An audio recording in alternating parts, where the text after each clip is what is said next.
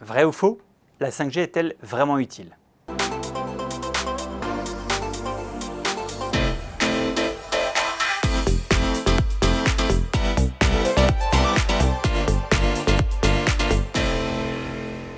Pas forcément pour tout le monde et pas forcément tout de suite. Quelles sont les trois principales contraintes lors de l'arrivée de la 4G sur le marché français? Première contrainte, c'est est-ce que mon smartphone est compatible 4G?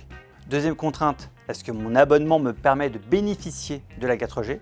Troisième contrainte, est-ce que autour de chez moi, j'ai une antenne compatible 4G? Opérateur de la Fnac, nous testons la radiosensibilité et la directivité des antennes 2G, 3G, 4G de tous les smartphones que nous vendons. Ces trois contraintes sont résolues à 99% aujourd'hui en France. La 5G amène à nouveau ces trois contraintes-là. La première contrainte, savoir si mon smartphone est compatible ou pas 5G, 90% des téléphones vendus aujourd'hui le sont.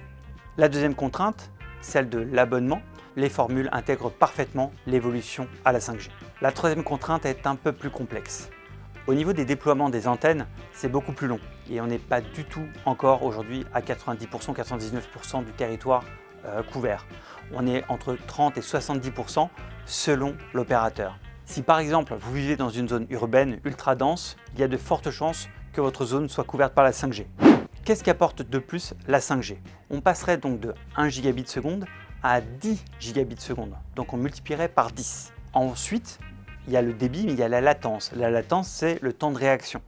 En 4G, on est au plus rapide à 10 millisecondes de temps de latence. En 5G, on passerait à 1 milliseconde. Autre intérêt de la 5G, c'est la densité de population. Si vous vous retrouvez dans un centre commercial ou dans un gymnase ou dans un stade, les utilisateurs se partagent les mêmes fréquences. Et ça permet donc d'avoir plus d'utilisateurs pour une seule et même antenne. Et donc concrètement, qu'est-ce que ça change? Lorsque vous êtes dans le métro, dans le train ou vous êtes en déplacement et que vous voulez regarder un film de la meilleure qualité possible, vous ne pouviez pas supporter une rupture ou une coupure, sinon vous alliez avoir un blocage, une image figée. En 5G, vous récupérez l'ensemble de la série et du contenu que vous voulez regarder beaucoup plus rapidement. Autre chose qui va changer les choses dans un avenir assez proche, les ondes Wi-Fi supportent très mal les murs, les cloisons, les parois. La 5G sur les ondes millimétriques aura les mêmes contraintes. Qu'est-ce que va permettre ces ondes millimétriques?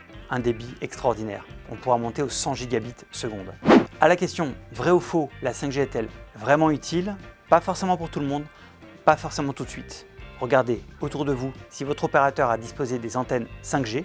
Pensez bien à vos usages et là, vous saurez si vous avez besoin ou pas de la 5G dans les prochaines années.